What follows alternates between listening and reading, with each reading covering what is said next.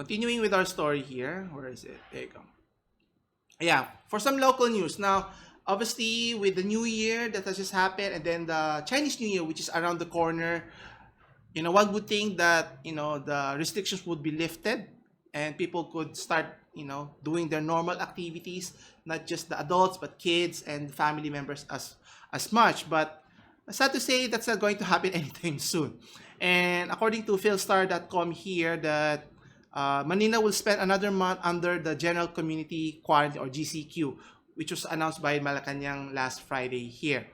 So it's not just the Manila, you have Abra, Apayao, Benguet, Ifugao, Kalinga, Mountain Province, and the city of Baguio in the Cordillera Administrative Region are all currently in modified GCQ, or MGCQ will revert back to GCQ similar to Metro Manila here. And then you have Batangas, Tacloban, Davao, Davao del Norte, Lanao del Sur, Iligan City are still under GCQ similar to us here. So the question is, why is that so?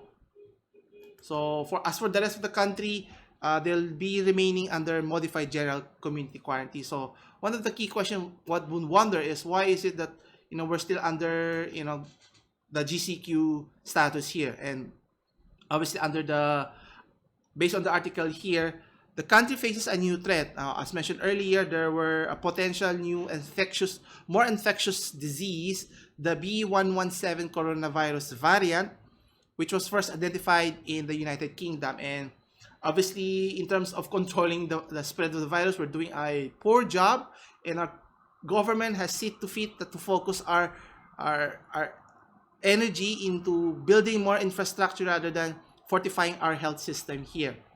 And based on the article, the Philippines has so far detected 17 cases of this variant that I mentioned earlier, and there were 12 cases that came from the Bondoc Mountain Province and one coming from La Trinidad Benguet. So this is concerning. So we need to mitigate the spread, control the spread, and everything that it takes. So obviously, it's not just in those locations. You have other areas in CAR, Cordillera, and you have in Baguio City have recorded dramatic spikes in recent days, which is concerning if you think about it, because I think Baguio City is one of the many locations that are following the strict rules or containment of the virus there. And obviously, with the hard lockdown that we endured last year, which was supposed to help mitigate the spread, well, guess what? Once we reopen our borders, the virus was not contained. It was still growing, and compared to other nations, we're doing a terrible job. We are considered the underperformance of Asia Pacific region. We are ranked 79 out of the 100 nations. So we're not doing well in terms of handling the virus here. And obviously, one of the main culprits here is our failure to ban travelers from China. I think it's not just China, but other countries as well.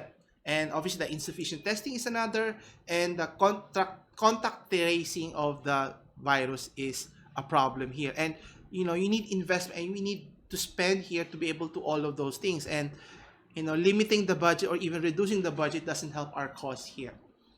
And obviously, finally, to make our point here, we're now reaching the more than 500,000 cases, and 11,000 people have already died because of the outbreak here.